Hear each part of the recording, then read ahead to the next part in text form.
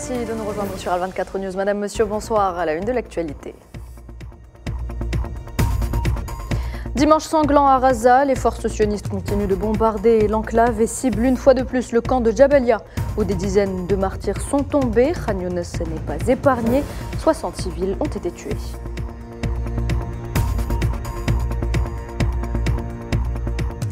Alors que la trêve s'effondre, les espoirs de paix laissent place à une réalité brutale à Raza. Nous le verrons dans cette édition.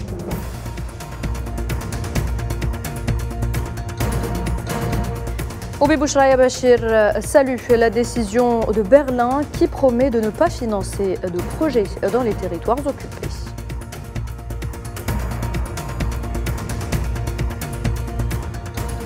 Son retour était très attendu à 40 jours du coup d'envoi de la Coupe d'Afrique des Nations. L'international algérien Smaïl Ben Nasser était de retour hier soir avec sa formation milanaise après une méchante blessure qui l'a éloigné 7 mois des terrains.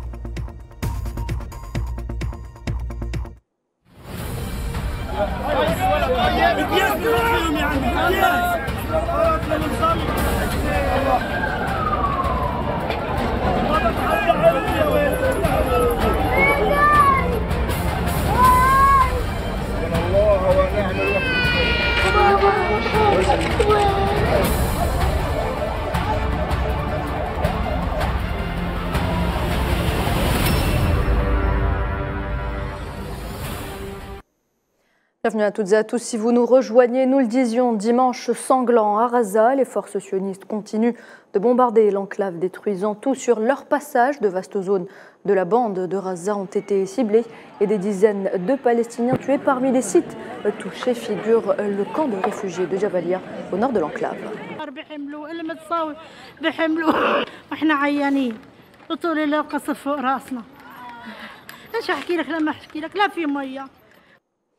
60 civils ont également été tués au sud de la bande de Raza, cette fois-ci à Khan Younes, après que des avions de guerre de l'occupant sioniste aient bombardé avec des dizaines de roquettes plusieurs régions de la ville.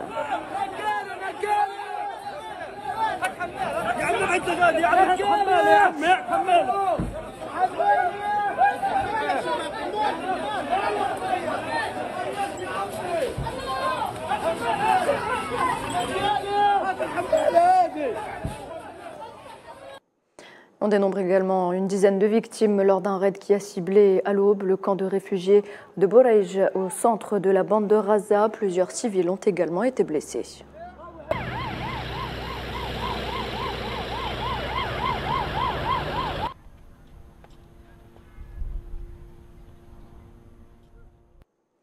D'autres victimes viennent s'ajouter au nombre déjà effrayant de martyrs palestiniens. Une dizaine de civils, hommes, femmes et enfants, sont morts lors d'un énième bombardement qui a ciblé une maison dans le quartier d'Al-Daraj, dans le sud de Raza.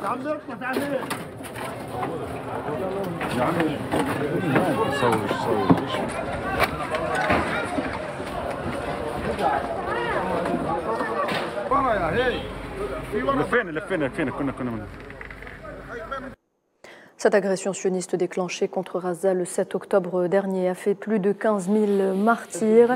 Plus de 6 150 innocents avaient moins de 18 ans lorsqu'ils ont été assassinés. Il faut savoir que depuis la fin de la trêve et la reprise des frappes aériennes, plus de 240 civils ont été tués et 650 ont été blessés.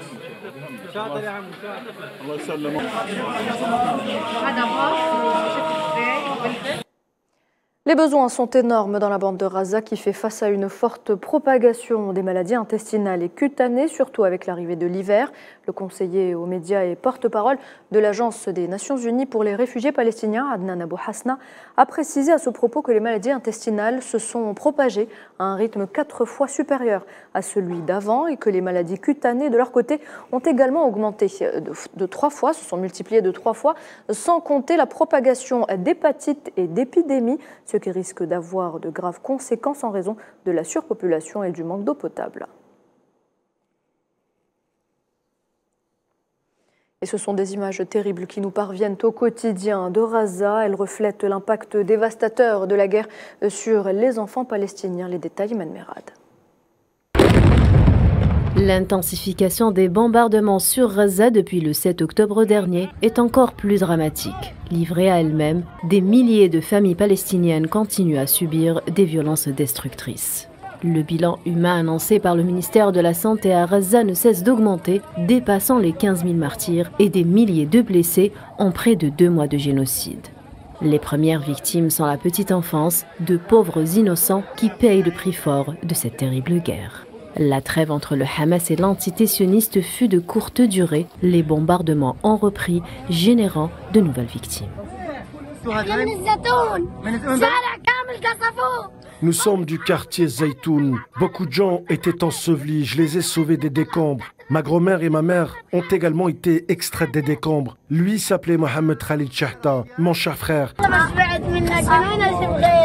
Mon cher, où puis-je trouver un autre frère comme toi, ma chère?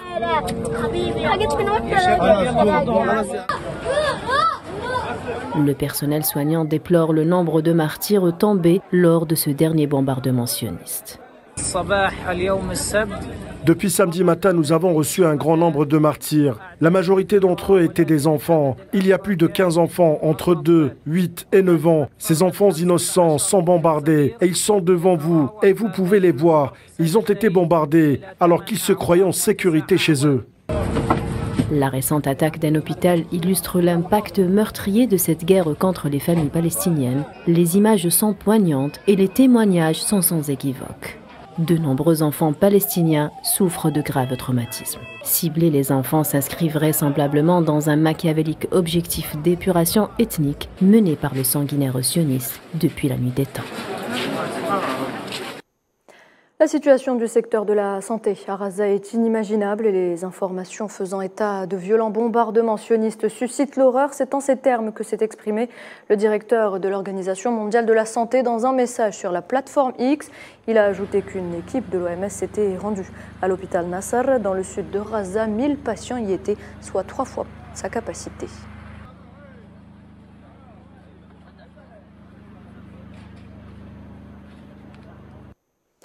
Fragilisés par les bombardements, le déplacement, la perte des êtres chers, les habitants de Gaza sont confrontés à la famine. Une catastrophe humanitaire se profile à Gaza, si ce n'est l'aide des bénévoles, à l'exemple de cette cuisine caritative à Rafah. Amela Mediane Sitouni.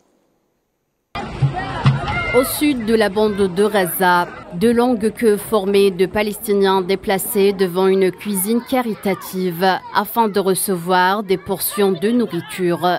C'est le quotidien des Palestiniens de Gaza après la reprise des bombardements. Ici, c'est l'hospice caritatif de Rafah.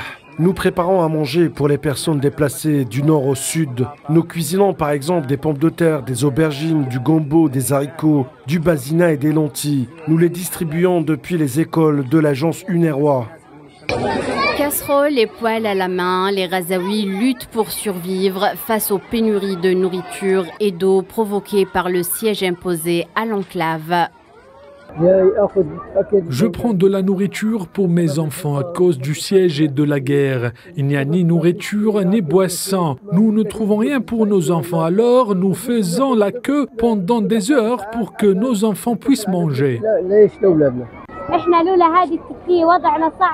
Si nous n'avions pas cette cuisine, la situation serait très difficile.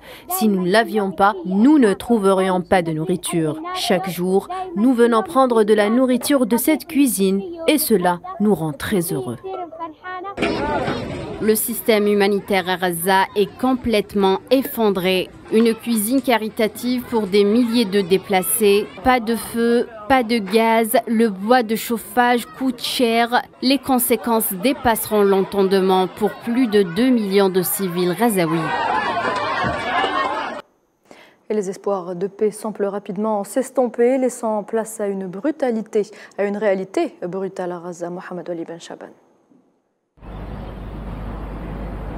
Les récentes attaques sionistes sur Gaza ont mis fin à la fragile trêve qui prévalait dans la région. Les Palestiniens déjà éprouvés par des années de conflit sont confrontés à une détresse sans fin alors que le génocide reprend de plus belle. En réalité, il n'y a pas un endroit sûr à Gaza. Nous étions à Zaytoun, le quartier a été bombardé. Puis nous étions dans le camp de réfugiés de Chati. Il a été bombardé à son tour. Hier, nous sommes allés dans la ville de Hamad. 7 tours ont été bombardées. Aucune zone n'est en sécurité. Toute la nuit, il y a eu des bombardements. Les habitants doivent se déplacer d'une zone à une autre, car il n'y a de sécurité nulle part à Gaza. Les frappes aériennes et les bombardements ont ravivé les cicatrices encore fraîches de la population, laissant derrière elles des décombres et des vies brisées. Nous avons marché à pied depuis Khan Younis jusqu'ici. Nous ne trouvons pas de véhicules, ni de charrettes, ni de camions, ni aucun autre moyen de transport. Personne ne peut ressentir notre douleur. La nuit dernière, nous n'avons pas dormi à Khan Younis. Les bombardements ont eu lieu toute la nuit. Nous ne savons pas où aller. Certains disent qu'il faut aller à l'est, d'autres disent qu'il faut aller à l'ouest, ou encore au nord, ou à Rafah. Mais Rafah, c'est pareil. Il y a la peur. Nous ne savons pas si nous devons aller à Rafah, ni où aller. Mais nous ne quitterons pas Gaza. Nous resterons en Palestine. Cette escalade de violence met en péril les efforts antérieurs visant à instaurer une paix durable dans la région. Il devient impératif de rechercher des solutions diplomatiques et de redoubler d'efforts pour répondre aux besoins humanitaires des habitants de Gaza. La coopération internationale est essentielle pour mettre fin à ce massacre et poursuivre l'occupationniste devant les tribunaux internationaux. La première cargaison de fournitures humanitaires est entrée à Gaza samedi par le poste frontière de Rafah après l'effondrement d'une trêve fragile d'une semaine. Le Croissant Rouge palestinien a annoncé sur ses réseaux sociaux avoir reçu 100 camions d'aide.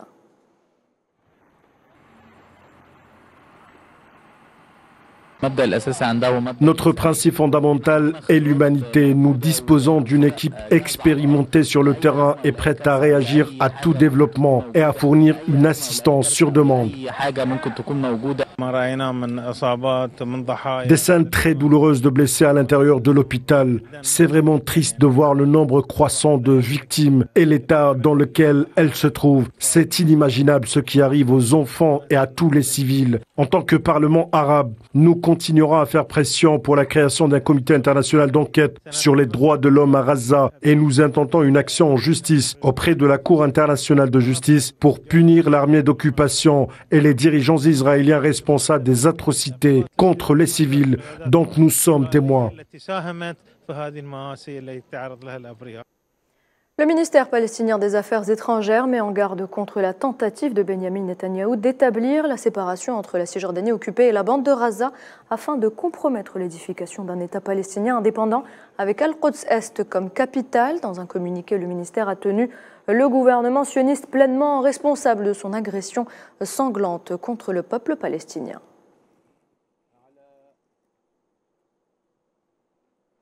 La bande de Gaza est témoin d'un génocide, c'est ce qu'a déclaré le président cubain Miguel Díaz-Canel lors de son discours à la COP28 à Dubaï. Le président cubain a condamné les attaques et les bombardements sionistes continus sur l'enclave palestinienne, rappelant qu'à un peu plus de 2000 km de Dubaï, c'est-à-dire à Gaza, un génocide est en train de se produire. Les autorités de l'occupation ont arrêté depuis samedi soir au moins 60 Palestiniens de Cisjordanie, dont 5 étudiantes. Des arrestations arbitraires qui portent le nombre de prisonniers palestiniens depuis le 7 octobre dernier à 3480.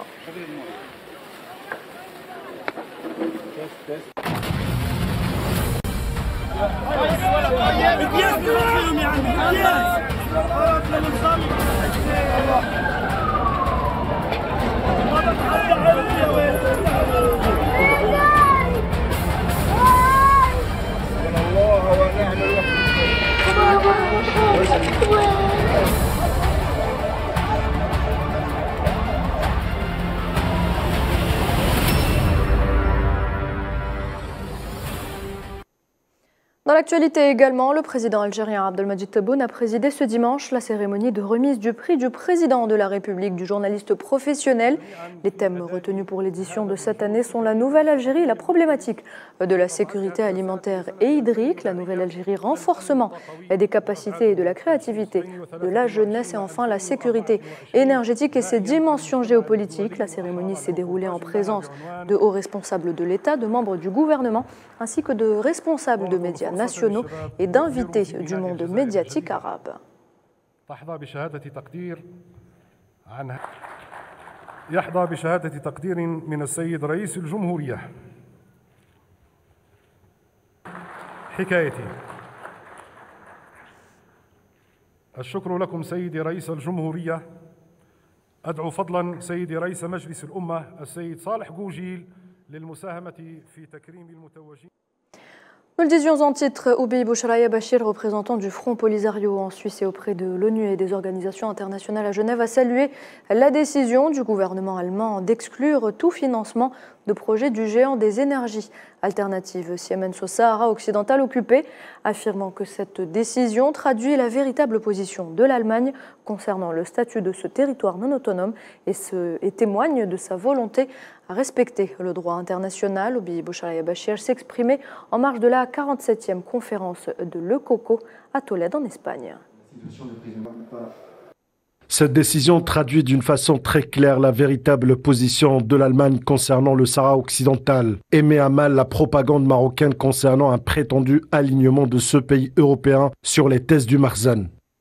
Cette position, qui représente un développement d'une importance particulière, dénote de la volonté de l'Allemagne à respecter le droit international et le statut du Sahara occidental, qui demeure à ce jour un territoire non autonome en voie de décolonisation. L'utilisation par le gouvernement allemand du terme Sahara occidental occupé par le Maroc représente du point de vue politique et diplomatique une prise de position qui met un terme au doute que le Maroc a essayé de semer autour de la position. En Libye, le chef du conseil présidentiel libyen, Mohamed El-Menfi, a discuté ce dimanche des moyens de renforcer le rôle du bureau d'audit national après avoir reçu son chef Khaled Chekchek au siège du Conseil. Les deux parties ont abordé la réalisation d'un contrôle planifié et efficace des fonds publics, soulignant, selon un communiqué, la nécessité de contrôler les dépenses publiques conformément aux principes de rationalité financière et de répartition équitable.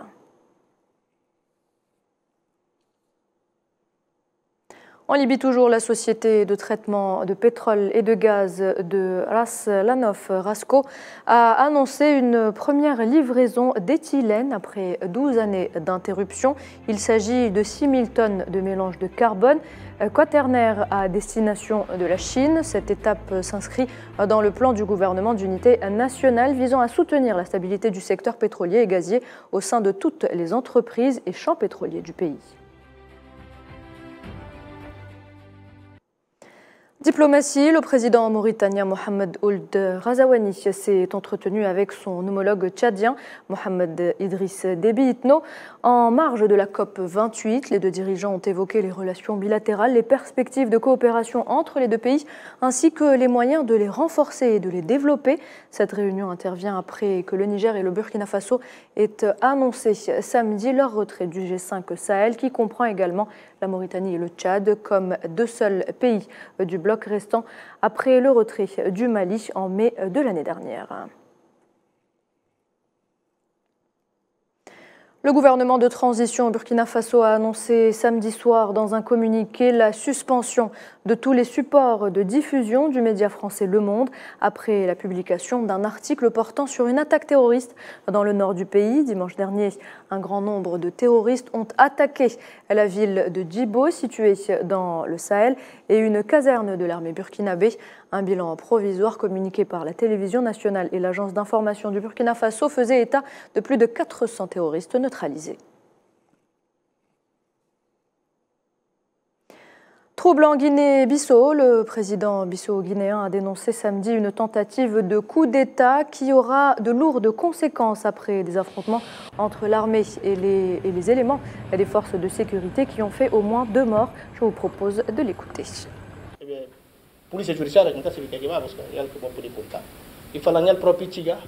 e o Jaguinho desarmado do Guarda Nacional fugia tiro arriba, pontapé na porta, para Punta Quem. Nunca tinha que entrar.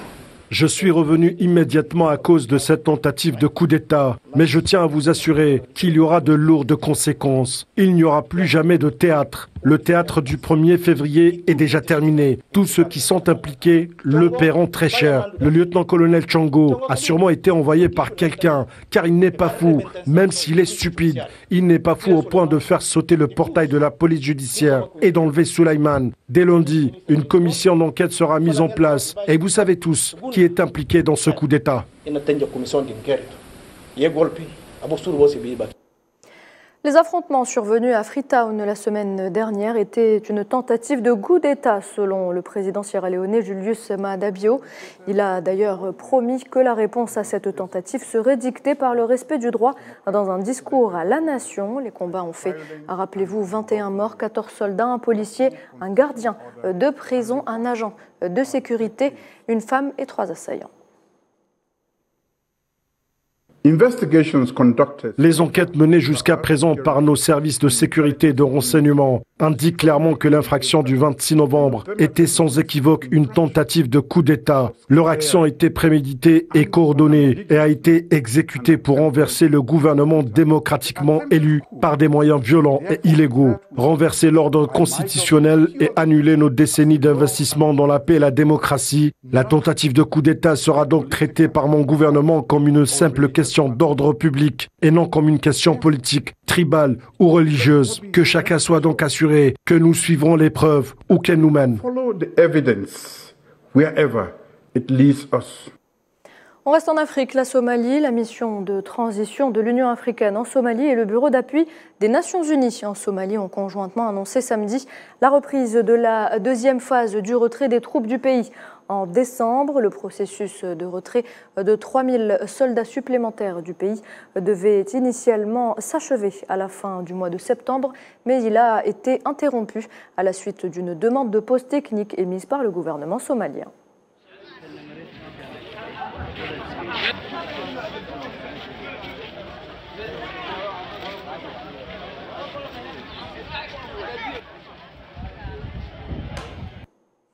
Sport football, l'international algérien Ismail Bennacer a fait hier son grand retour à la compétition avec le Milan AC après 7 mois d'absence pour cause de blessure, de quoi faire plaisir aux supporters de la sélection algérienne qui espèrent pouvoir le compter parmi les joueurs qui participeront donc à cette CAN. Salah Faisal.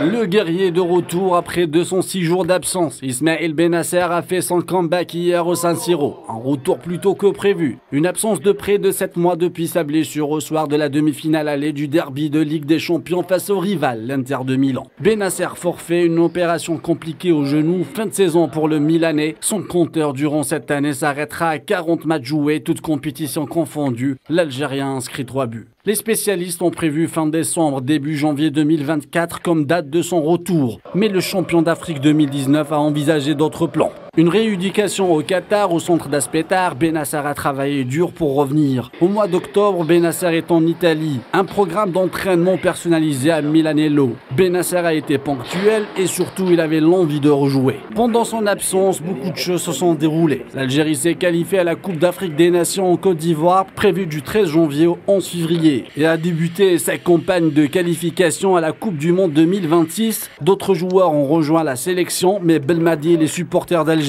ont espéré le voir porter le maillot des Verts à la CAN.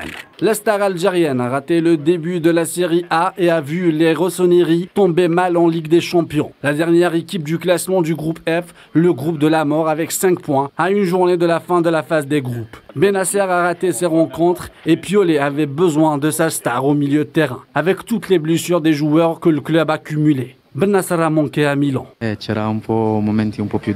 J'ai eu des moments difficiles, mais ils se sont rapidement dissipés. Même avec ma blessure, j'ai toujours été là, présent avec les autres joueurs. J'ai beaucoup travaillé pour y arriver à ce jour, et là je reviens plus fort. Je ne trouve pas les mots pour décrire la situation. C'est quelque chose que je n'arrive pas à décrire. Je suis très heureux et très fier. Je veux donner plus pour les fans de l'équipe qui ont toujours été à nos côtés.